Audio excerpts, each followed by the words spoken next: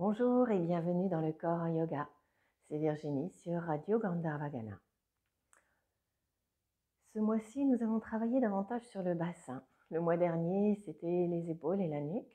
Donc nous allons équilibrer nos pratiques et nous intéresser à cette partie de notre corps qui prend en compte le bas du dos, mais aussi les hanches. Et je vous propose de venir vous installer alors soit sur un coussin mou, très mou, genre coussin avec les balles d'épeautre ou balles de son, soit sur un ballon si vous en avez un, soit directement sur le tapis.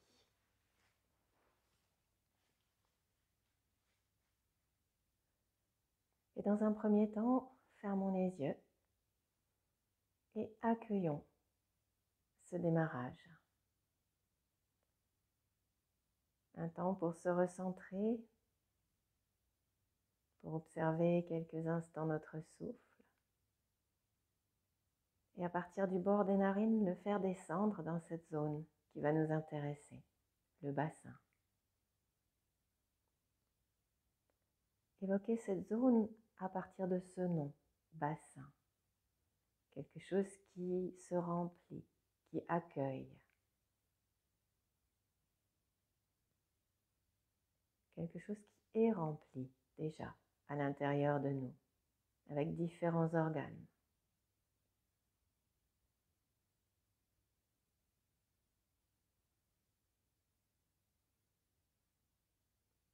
Doucement, essayez de percevoir votre bassin avec cette notion de largeur entre vos deux hanches. Une notion de profondeur entre le pubis à l'avant et le sacrum à l'arrière, ce bas de la colonne. Et puis aussi une notion de hauteur entre le périnée, le fond du bassin, les fesses posées sur le tapis et peut-être jusqu'à la ligne des hanches ou un petit peu plus haut, une taille basse. Un bassin ovale avec un fond plutôt stable. Et nous allons le faire bouger, ce bassin, en faisant des petites bascules d'avant en arrière dans un premier temps, en allant chercher à percevoir à travers ces bascules, ces ischions, les os du fond du bassin, qui nous permettent de sentir le mouvement. Sentez quand vous arrondissez un petit peu le bas du dos, vous laissez partir en arrière et sentez quand vous revenez et que vous redressez le dos. Les ischions qui viennent peut-être même faire parfois un peu de bruit sur le tapis. Raclez doucement le tapis. Parfois, ils sont bien protégés par des petites couches de gras. Essayez de les sentir, de sentir le mouvement du bassin et d'entrer aussi dans qu'est-ce qui est mis à contribution au niveau des aines, peut-être des cuisses, au niveau du bas du dos, au niveau du bas du ventre. Puis restez un petit peu dans la partie arrondie, allez chercher à vous arrondir le plus possible, le dos recule un petit peu bien sûr. Et puis doucement on vient se redresser et on reste un petit peu dans la partie haute en repoussant le sol avec les ischions. Les bras s'étirent sur le côté, monte, monte, monte et on vient s'étirer, on croise les doigts, on pointe les index. Allongez-vous, respirez. Laissez-vous partir doucement comme on part quand on est debout sur le côté, côté gauche, une demi-lune à gauche, puis centre, puis côté droit, demi-lune à droite. Continuez une ou deux fois dans un mouvement doux, en observant le bassin toujours bien collé au sol, les deux ischions bien équilibrés. On ne se penche pas très très loin sur le côté, l'inclinaison est faible. Puis doucement, on revient dans l'axe vertical. Les bras reviennent en chandelier, les bras redescendent complètement sur le sol, on relâche, sans relâcher le dos. Les mains reviennent sur les genoux ou les cuisses. Et on va continuer avec des petits 8 avec le bassin. Alors sur le sol, c'est un peu difficile. Sur un ballon, ça sera beaucoup plus facile. Ou sur un coussin mou. Mais sur le sol, c'est très intéressant. Et là aussi, partez dans l'observation. Je fais des 8 à plat. Je dessine mes 8 comme s'ils étaient couchés sur le tapis avec mes ischions. En observant là encore tout ce qui est mis à contribution. Comment ça bouge pour faire ce tout petit mouvement. Observez comment le mouvement est de très faible amplitude. Passez par le centre et changez le sens de votre 8. Observez bien les mouvements des ischions contre le tapis, les mouvements, plutôt l'utilisation des cuisses, l'utilisation des aines, du bas du ventre, là aussi de nouveau du dos. Qu'est-ce qui joue? Puis on revient et on retrouve un dos redressé, un bassin tranquille, apaisé. Les jambes vont venir s'allonger. On relâche. On frotte un petit peu. On frotte un petit peu les hanches sur le côté. Et on va venir se mettre sur le tapis. On vient dérouler le dos en pensant à ce bassin. Avant de dérouler, vous partez de la position du cou assise, les deux pieds devant posés sur le tapis, les mains entre les genoux, les poings croisés. Et comme si les poings nous empêchaient de descendre, au moment où on commence la descente, sentez cet arrondi du bas du dos. Et laissez-vous entrer dans le mouvement de la descente. Déroulez, ralentissez. Et au lieu de penser abdominaux, pensez bassin pour pouvoir vous allonger. Les bras reviennent sur le tapis. Un petit temps pour s'arrêter. Puis on garde les deux pieds assez repliés et on ramène un genou sur la poitrine, genou droit par exemple, les mains sur ou sous le genou. Respirez complètement. Allongez doucement la jambe gauche. Puis ramenez la jambe gauche. Éloignez le genou droit, le pied se repose sur le tapis. Les deux pieds sont de nouveau au même niveau. Les deux genoux vers le plafond. Puis on ramène le genou gauche sur la poitrine. Puis on allonge la jambe droite. Allongez bien. Maintenez bien la gauche. Puis vous ramenez la jambe droite, le pied revient. Et on repose le pied gauche sur le tapis. Et puis, si vous avez peut-être un coussin sous la main, on va venir l'utiliser maintenant pour le placer entre les deux genoux.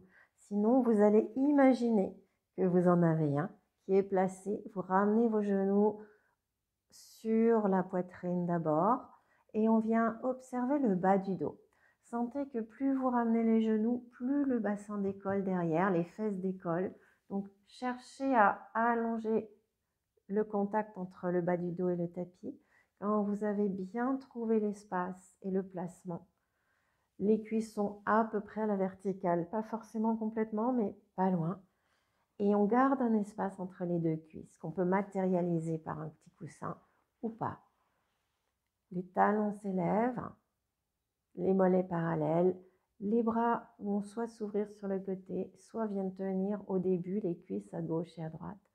Et toujours avec cette attention à la zone basse, le bassin, toute cette zone qui est passée sur le tapis. On vient tout doucement emmener les genoux sur le côté droit. La main droite peut accueillir les genoux et les aider à revenir. On repose le bassin au centre, puis on laisse partir les genoux sur le côté gauche. La main gauche peut accueillir les genoux au départ et les aider à revenir. Continuez à votre rythme. C'est comme une torsion, mais en maintenant l'espace entre les cuisses, entre les mollets, et puis aussi l'espace parce qu'on a tendance à garder nos pieds, à les laisser se rapprocher l'un de l'autre. Donc, essayez de rester vraiment avec cet espace et laissez-vous descendre progressivement sur un côté, puis sur l'autre, sans aller tout de suite jusqu'au bout. Mobilisez bien. Et on dirait qu'on fait des petites inspires dans la descente et des grandes expires dans le bas du ventre pour remonter. Continuez avec ce mouvement lent. Une adaptation des torsions habituelles pour vraiment se focaliser sur cette zone basse.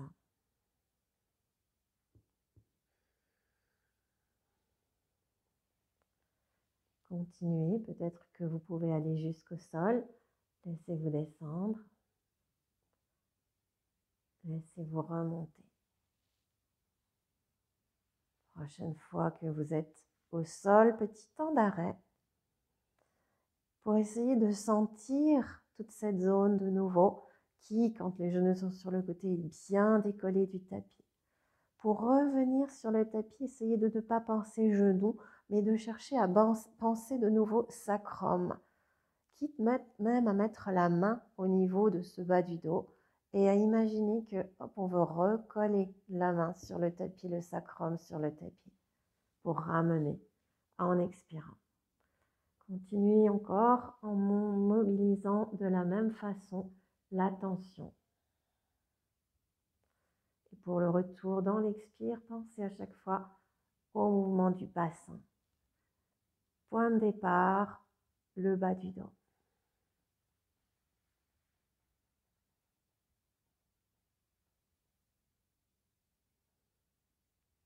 Puis, on reviendra placer le bassin et le dos sur le tapis. On enlève le coussin s'il y en avait un. On repose les deux pieds. Petit temps de pause. On ramène tranquillement les jambes, les mains sur les cuisses. Et puis, on utilise un genou pour revenir un peu comme un balancier, les mains autour du genou. Sinon, par une autre méthode, vous revenez vous asseoir.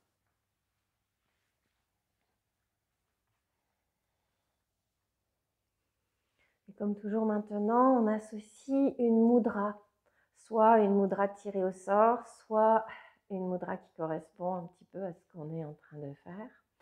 Et là, je vais vous proposer de découvrir Muladhara Mudra. Muladhara Chakra Mudra. On vient l'installer, on la pratiquera un petit peu plus sur la prochaine séance. Donc on vient simplement l'installer déjà, la découvrir. On vient mettre les deux paumes de main face à face, puis on replie nos majeurs et on vient mettre en contact les premières phalanges des majeurs, là où il y a les ongles. Et puis tranquillement, on vient tout simplement reconnecter les autres doigts. Les pouces l'un contre l'autre, non pas croisés, donc parallèles entre eux. Et les majeurs qui descendent ensuite, peut-être qu'ils peuvent descendre un petit peu plus et aller se connecter au niveau de la deuxième phalange en fonction des possibilités de vos doigts, de vos articulations. Et puis comme toujours, cette mudra ensuite, on la tient confortablement, donc relâchez les épaules. Une fois que vous l'avez prise, relâchez les poignets et laissez-la s'installer. En retrouvant votre assise, en retrouvant votre bassin.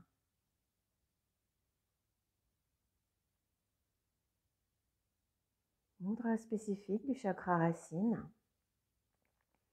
Racine ou base. Ce qui nous relie à la terre, ce qui nous permet de nous ancrer, de nous stabiliser.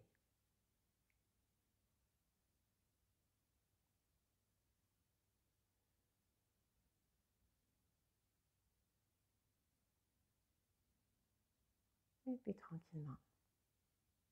Vous ouvrez les yeux à nouveau s'ils étaient fermés. Vous défaites vos mains, vous reposez les paumes de main ouvertes en direction du ciel sur les genoux. Une grande inspire Les paumes de main qui reviennent ensemble, une grande expire pour nous saluer de part et d'autre de cet écran. À bientôt.